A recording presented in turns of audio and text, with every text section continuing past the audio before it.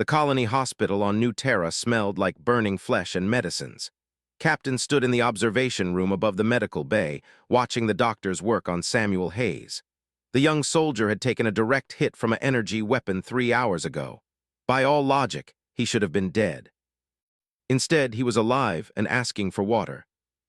Doctor looked up from her examination table and caught eyes through the glass.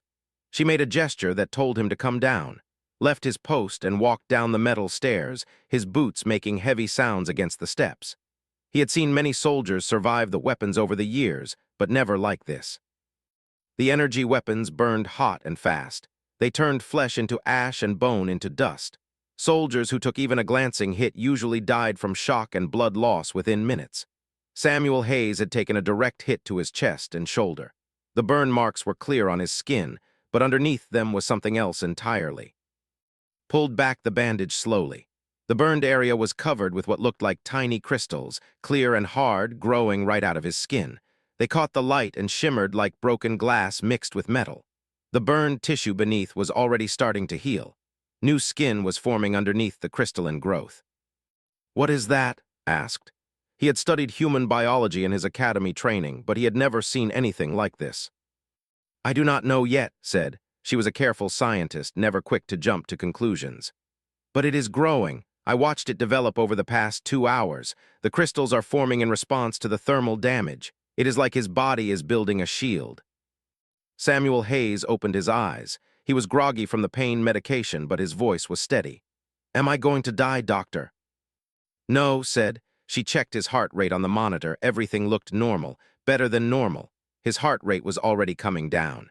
"You are going to live, Samuel. Your body is doing something we have never seen before." Over the next 3 days, examined Samuel constantly. She took blood samples, skin samples, and used the old medical scanners to look deep into his body. She called in her team, including David Cooper, a young geneticist who had come to New Terra to study how human bodies changed in the colony environment. By the 5th day, something shocking happened. The crystalline growth had spread across Samuel's entire chest and shoulder. It was no longer just on the burn site. It was forming a pattern, almost like armor, growing under his skin and creating a network of protection. When checked his genetics, she found something impossible.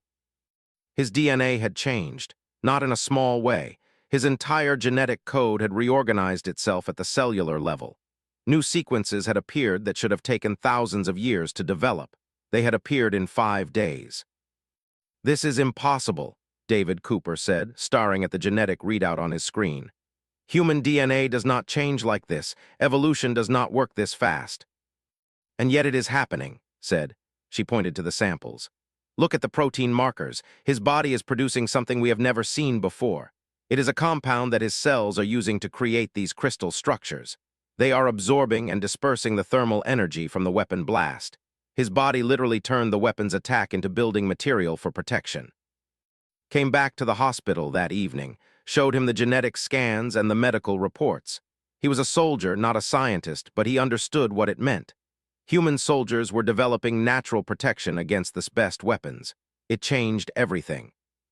"Has this happened to anyone else?" asked. "I am checking all the soldiers who have taken direct hits from weapons in the past 2 years, said. "So far, I have found 17 cases with similar cellular changes. 17 that we know of. Samuel is just the first one where we caught the process while it was happening." The next morning, requested a formal meeting with the Galactic Council representatives who had been observing the New Terra colony. The representatives arrived by shuttle that afternoon. There was ambassador from this allied species, who were tall and thin with skin like polished stone. There was director from the Neutral Observer Network, and there was Counselor Vex from the Council's Direct Authority Office. Presented her findings. She showed them Samuel Hayes, whose crystalline growth was now visible as a faint shimmer under his skin. She showed them the genetic data, the medical scans, and the cellular analysis. She explained what she believed was happening to human soldiers on New Terra. "Your species is evolving," she said. "In response to repeated exposure to energy weapon attacks, human bodies are developing natural protection at the genetic level. We are seeing accelerated adaptation. What should take thousands of years is happening in months." Counselor Vex looked skeptical. "This is not possible. Genetic change requires time. Your theory has no basis in known biology. With respect, counselor, humans are proving that we have different biological capabilities than other species, said. Our bodies respond to threats in ways that we are only beginning to understand. This is not artificial modification. This is natural evolution happening at an accelerated rate. Ambassador shifted in his seat. His species had been allied with for generations. The idea that humans were developing natural defenses against weapons made him uncomfortable. This will be reported to the government immediately. If humanity is developing biological weapons, the terms of the colony agreement will be violated. We are not developing anything, said. Our soldiers are surviving attacks that would kill anyone else. Their bodies are adapting. That is not the same as creating weapons. Continued her research over the following weeks. More soldiers showed signs of adaptation. Some developed the crystalline growth. Others showed different responses, their skin developing a darker tone that seemed to absorb heat more efficiently. Some showed faster healing times. Each adapted soldier was different, but they were all developing protection against energy weapons. Samuel Hayes returned to active duty after 2 weeks. He was stronger than before, faster, and his new crystalline skin could absorb heat without burning. He became the proof that adaptation did not make soldiers less human. They were still thinking, feeling people. They were still willing to sacrifice for laboratory became her entire world. She barely slept, spending 18 hours a day studying the adapted soldiers and the genetic changes happening in their bodies. David Cooper brought her coffee in the mornings, knowing she would forget to eat otherwise. Together, they worked to unlock the secret of human adaptation. The breakthrough came on a Tuesday morning when David was running a routine genetic comparison. He suddenly stopped moving and stared at his screen for a long time without speaking. "Come here," he said finally. His voice was strange, like he had forgotten how to breathe. Walked over and looked at the data. Her mind took several seconds to process what she was seeing. On the genetic sequence, a new protein had appeared in all the adapted soldiers. It was complex, with multiple molecular chains that twisted around each other in a pattern that should not have been possible to create in natural evolution. "What is this?" she whispered. "I do not know yet," David said, "but it is identical in all 17 adapted soldiers. Every single one has the same protein, the same molecular structure. The probability of that happening by random mutation is so low that it might as well be impossible." Pulled up the protein analysis on her own screen. As she studied the structure, she began to understand what she was looking at. The protein was a shield. On a molecular level, it was designed to absorb and disperse thermal energy. It formed a lattice structure with the crystalline growths they had observed on the soldier's skin. Together, they created a natural heat-resistant barrier. "This protein is being produced by the soldier's own cells," said. "Their bodies are not just adapting. They are creating biological defenses. Their DNA is telling their cells to manufacture this compound." Over the next 2 weeks expanded her research. She began testing blood samples from every human on the colony, not just soldiers.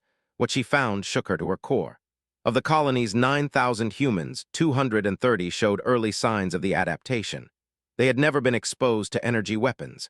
They had never been burned or attacked, yet their bodies were producing small amounts of the mysterious protein. "How is this possible?" David asked when she showed him the results. "Genetic memory," said slowly. "I think the soldiers who were exposed to the weapons passed something down, not just the protein itself, but the genetic instruction to produce it.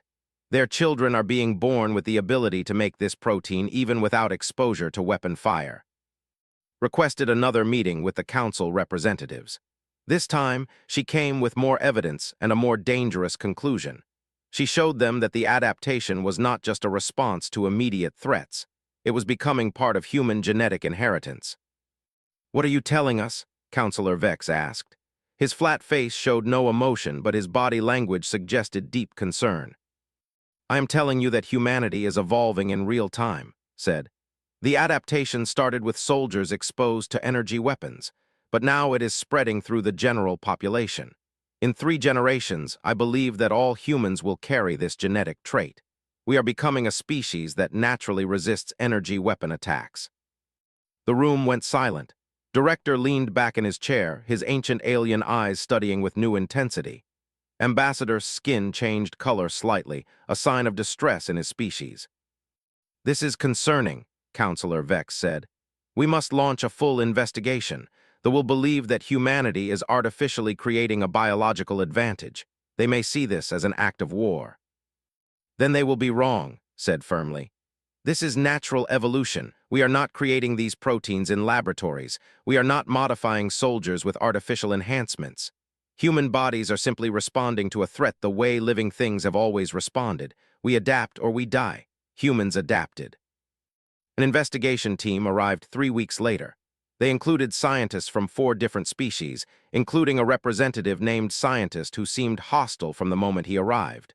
Showed them everything. The genetic data, the medical records, the protein analysis, the blood tests from the general population.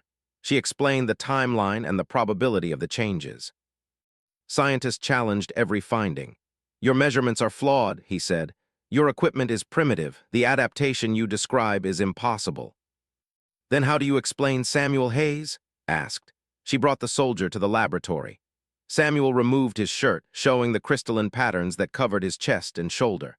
They were beautiful in a strange way, like ice made of diamond, catching the light and refracting it into rainbow patterns. Scientist examined Samuel with instruments they had brought. His expression became darker as his tests confirmed findings. The adaptations were real, they were natural, and they were spreading through the human population. "We must report this to the government," Scientist said. His tone was cold. "Your species presents a threat that cannot be ignored." Stood beside as the investigation team prepared to leave. He felt the weight of what was coming. They would not accept this news quietly. An alien species that could naturally resist their most powerful weapons would be seen as a challenge to their dominance in the galaxy. "How long until they respond?" asked. "I do not know," said. She was exhausted. Her hands shook as she held her coffee cup. "But Samuel is not the last soldier who will show signs of adaptation. Others are appearing every day. David found 3 more in the civilian population yesterday. Teenage girls, both with the protein markers developing in their blood." "Then we need to be ready," said, "because when they come back, they will not come in peace." Looked at the data on her screens, at the genetic code that proved humanity was changing from the inside out. She thought about evolution and adaptation, about how life responded to danger. Humans had survived on harsh worlds by becoming stronger, smarter, more resilient. Now they were becoming something more, something that the galaxy was not prepared for. She did not know if this was the beginning of something wonderful or something terrible. She only knew the attack came at dawn. 3 warships dropped out of space above New Terra without warning and began firing on the colony's defense positions. The energy weapons lit up the sky like deadly stars, burning through buildings and defensive walls with the heat and power that had made them feared across the entire galaxy. Was in the command center when the first alarms sounded. He had known this was coming. The Council's investigation had taken 3 weeks, and in that time had used every moment to prepare. He had moved non-adapted civilians to underground shelters. He had equipped the adapted soldiers with light armor designed to work with their crystalline skin. He had positioned his forces in places where they could make the pay for every square meter they took. "All units report status," commanded. His voice was steady, but his heart was racing. This was what every soldier feared and trained for, real combat with no safety net, no backup, just survival. The reports came in. North Sector was under heavy fire. East Sector had lost its primary defense wall. West Sector was holding but taking damage, made his decisions fast. He pulled adapted soldiers from the rear and sent them to the north. He ordered non-adapted soldiers to fall back to secondary positions. He activated the shields around the civilian shelter where most of the children were hidden. Samuel Hayes led a squad of 10 adapted soldiers to the north defense line. As their transport vehicle climbed over the ruined buildings toward the fighting, Samuel could see the ships firing down from above. The ground shook with each impact. Buildings that had taken years to construct were being reduced to ash in minutes. The transport stopped, and Samuel and his squad ran toward the defense position. The heat from the energy weapons was incredible. Samuel could feel it even from a distance, like standing too close to a fire. A regular soldier would have been burned just from the proximity to the blasts. But Samuel's skin, covered with its crystalline patterns, felt cool. The heat slid off him like water off glass. An energy blast hit the ground 30 meters away. The explosion threw Samuel and 2 of his soldiers backward. Samuel felt the impact knock the wind from his lungs, but there was no pain. His skin had turned the intense heat into something else. His body had absorbed it and dispersed it. He stood up, helping the other soldiers to their feet. "Move, move, move," he shouted. They ran the rest of the distance to the defensive position. The defense line was chaos. Non-adapted soldiers were fighting hard, using conventional weapons and tactics that had been developed over years of fighting but without protection against the energy blasts, they were dying. Samuel watched a soldier take a glancing blow from a weapon. The man's entire left side burned away. He did not even scream. He was just gone. Samuel's squad moved into position. They took weapons, but they also had another tool that they did not expect. Samuel stepped up onto the fortification wall, exposing himself fully to the fire above. Blasts came at him, energy and heat that would have killed any non-adapted human. They hit his crystalline skin and bounced off or were absorbed completely. Samuel stood on that wall and fired back at the ships, and he was still alive when the smoke cleared. The other adapted soldiers learned quickly. They moved to the most dangerous positions. They stood in front of the energy blasts that would have killed regular soldiers. They became the shield that the colony's non-adapted soldiers had never had before. But the battle was not just about military advantage. It was about the choices that people made when they had to decide between their own survival and the survival of others.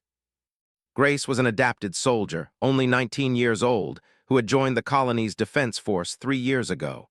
She was stationed at the shelter entrance, helping protect the 100 children who had been moved there as the fighting got worse.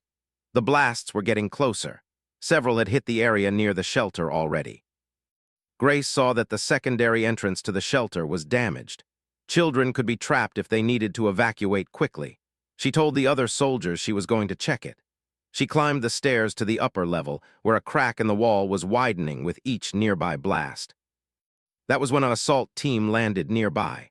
They were not there to destroy the building.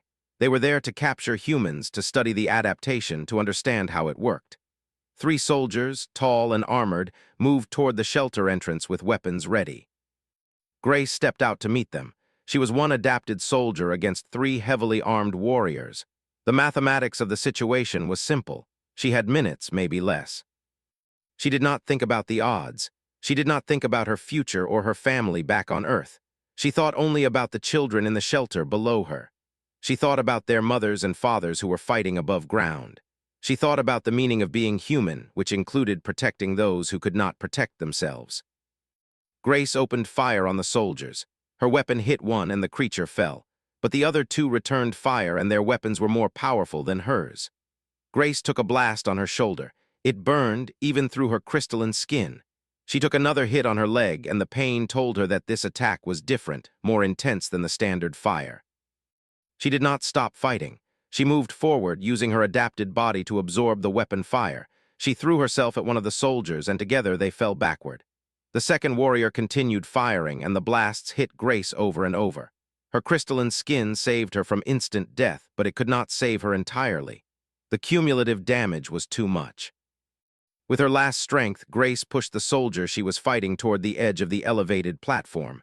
They fell together, tumbling down toward the ground below. Grace felt no more pain after that. She felt nothing. The second soldier paused, shocked. Grace had defeated one warrior and disabled another, sacrificing her own life in the process. The soldier fired one more time toward the shelter entrance, but the blast was weak, defensive. Then the soldier ran back toward the landing position. By nightfall, the ships had left orbit. They had achieved something. They had proven that human adaptation was real. But they had also discovered that humans would not be easily conquered. Humans would sacrifice themselves for those they loved. Humans would stand in the fire and hold their ground. Found the morning after the battle. They stood in the medical bay where the injured were being treated. Most of the adapted soldiers had survived. Many of the non-adapted soldiers had died. And Grace lay in the end section of the bay, her body broken, no longer breathing. She was just 19, said. Her voice was quiet, empty of emotion because she could not afford to feel right now. She saved 100 children, said. She made a choice, and she lived it completely. The Galactic Council called an emergency session. For the first time in decades, all major species sent their highest representatives to the council chambers at the Center Point Station. The human story had spread across 1,000 worlds. Different species understood it in different ways. They were angry. They claimed that humans had developed biological weapons in violation of every treaty that governed the use of force in the galaxy.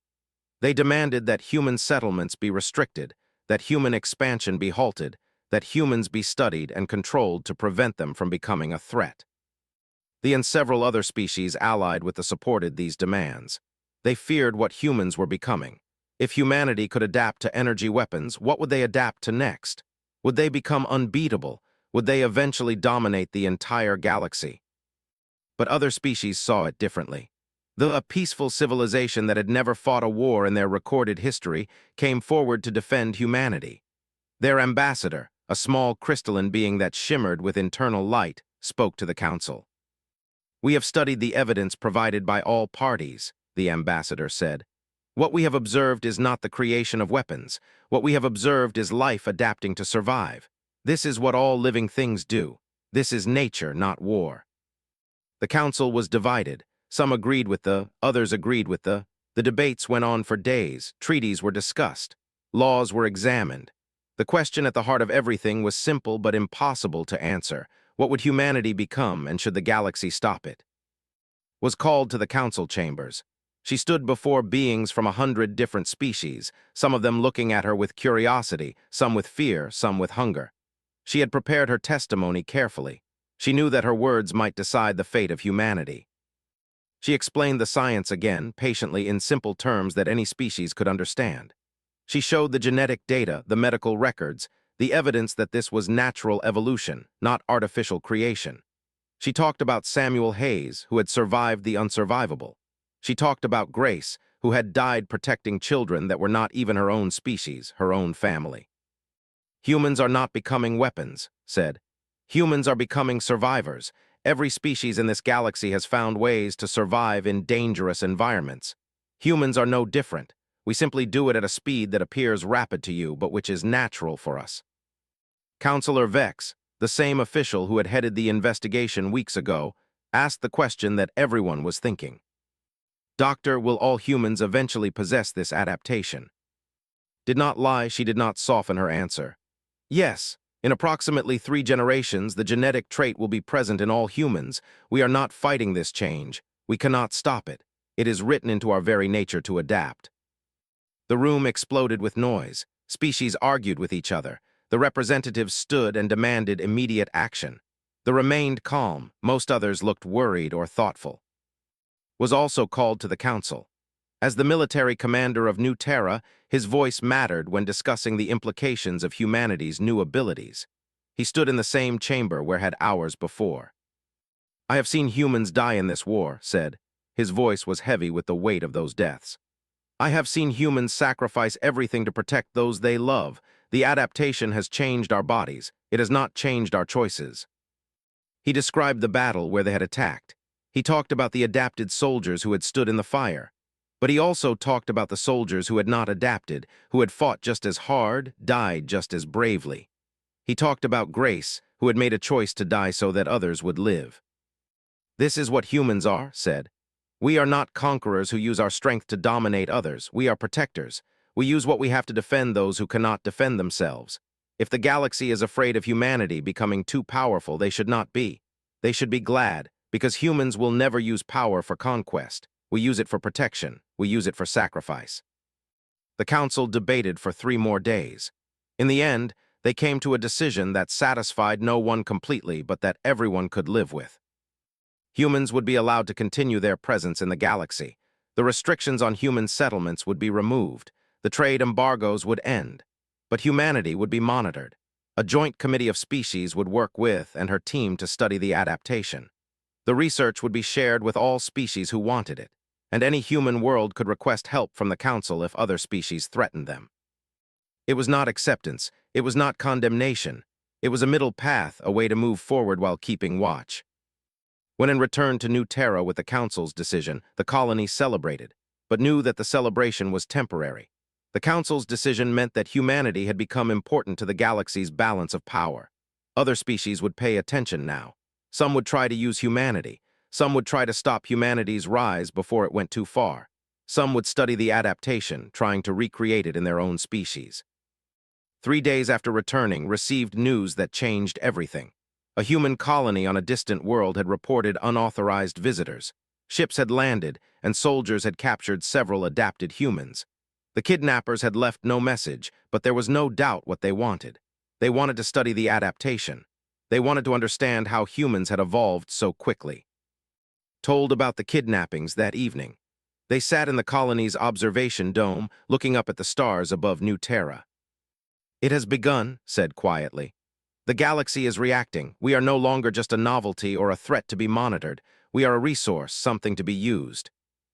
Looked up at the stars, at the vast expanse of space that humanity was 7 years had passed since the attack on New Terra. Samuel Hayes, now 28 years old and ranked as colonel in the Human Defense Forces, walked through the central market of New Gateway Station. The station orbited human space, but served as a trading hub for a dozen different species. Samuel moved through crowds of aliens, many of whom stopped to stare at him. The crystalline patterns visible on his exposed skin made him stand out immediately. Some people looked at him with fear, some with respect, some with curiosity. Samuel had learned to ignore all of it. He was human. The adaptation was just part of who he was. It did not define him, though the galaxy would have said otherwise. Stood in a research facility on the station, looking at genetic data from 4 different human colonies. The adaptation had spread exactly as she had predicted. Over 60% of the human population now showed genetic markers for the trait. Within 2 more generations, it would be universal. But what had not predicted was how many variations the adaptation would take. Some humans developed crystalline skin like Samuel. Others developed darker, heat-absorbing skin. Some developed faster healing rates. Some became more resistant to radiation. Some developed the ability to see further into the infrared spectrum. And there were combinations, humans with multiple adaptations, each one unique. David Cooper, now the director of a joint human-alien research program, came into the laboratory with news. "We have identified 17 new genetic variations," he said. "Each one in a different human population. They are not just adapting to energy weapons anymore. They are adapting to their environments." Looked up from her screens. This was what she had always known would happen. Once the adaptation had begun, it would continue to evolve. Humans had never been a static species. They changed constantly, adapted constantly, became whatever they needed to become to survive. "Are they still human?" she asked. David smiled. "Yes, they are still human, just more so, better at surviving, that is all." On the streets of New Gateway Station, humans and aliens moved past each other in the flow of commerce and conversation. Some humans had arrived in the past year from Earth itself, and they looked strange and fragile to the adapted colonists. Old Earth humans, not yet fully adapted, who had lived in a world without the pressure to change. They stared at the crystalline skin, the different eye colors, the physical variations they saw in their adapted cousins. But the adapted humans always said the same thing: you will adapt too. In time, if you have children, they will show the markers. In time, you will be one of us. The non-adapted humans from Earth felt a mixture of fear and relief. Fear because they would become something different. Relief because they would become something more, something stronger, something that could face the galaxy with confidence. Had retired from active military service 5 years ago.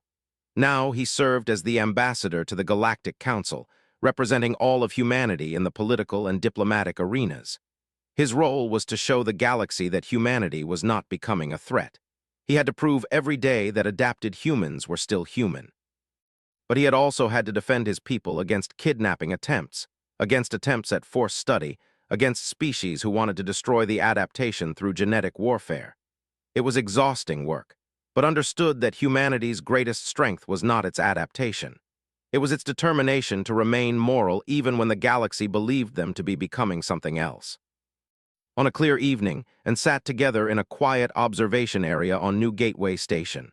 They looked out at the stars, at the vast expanse of space where humanity was beginning to establish itself as a true force. "Grace would have liked what we have become," said. "Not the adaptation itself, but the choices we have made with it." Nodded, Grace had become something more than a soldier. She had become a symbol. The military academy on New Terra was named after her. Young soldiers, adapted and non-adapted alike, learned about her sacrifice. They learned that having power was less important than knowing when and how to use it. "I have been thinking about what we will be in 100 years, said. "The adaptation will have evolved further. Humans will be completely different physically. We might not even look the same as we do now. We will still be human, said, because being human is not about how you look. It is about how you choose. It is about protecting those you love. It is about standing against the darkness. It is about believing that sacrifice means something. In a residential area of New Terra, a young boy named Peter and a young girl named Lisa played together in a park. Peter had crystalline skin that caught the sunlight. Lisa had regular human skin, though the genetic markers showed that her children would likely develop adaptations. They played the same games, laughed at the same jokes, argued about the same things. Their physical differences meant nothing to them. A group of non-adapted children from Earth arrived at the colony that month. Some of them were afraid of the adapted children at first, but fear faded quickly. Fear always faded when you spent time with people, when you realized they were just people, different on the outside but the same on the inside. Watched a documentary one evening that was being broadcast across human space. It showed the history of the adaptation, from the first discovery in Samuel Hayes to the present day. Scientists and soldiers and civilians all spoke about what it meant to be human in the age of evolution. One elderly woman, one of the first adapted humans, spoke with tears in her eyes. She said that she was proud of what humanity had become, not because they were stronger or faster or more resistant to weapons, but because they had faced change and had chosen to remain kind.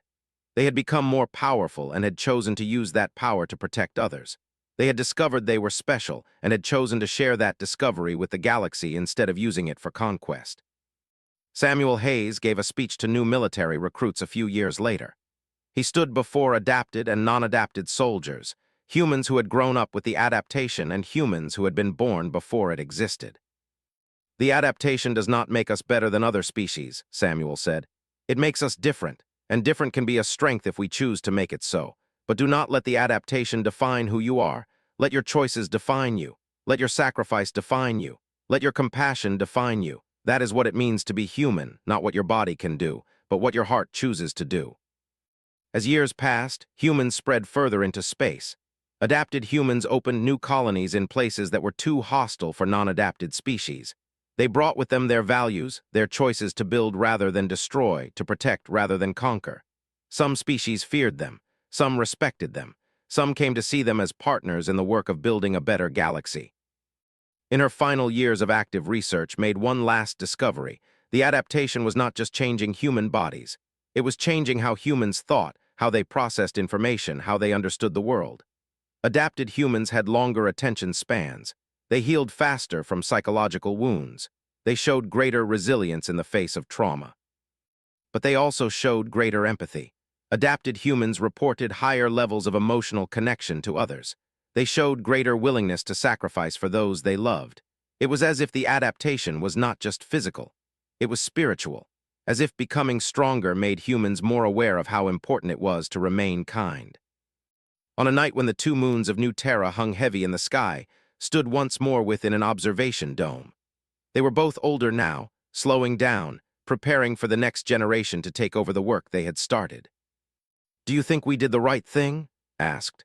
He was not asking about the adaptation itself. He was asking about how they had chosen to let it happen, how they had refused to fight against human nature. Thought about Samuel Hayes, surviving the unsurvivable.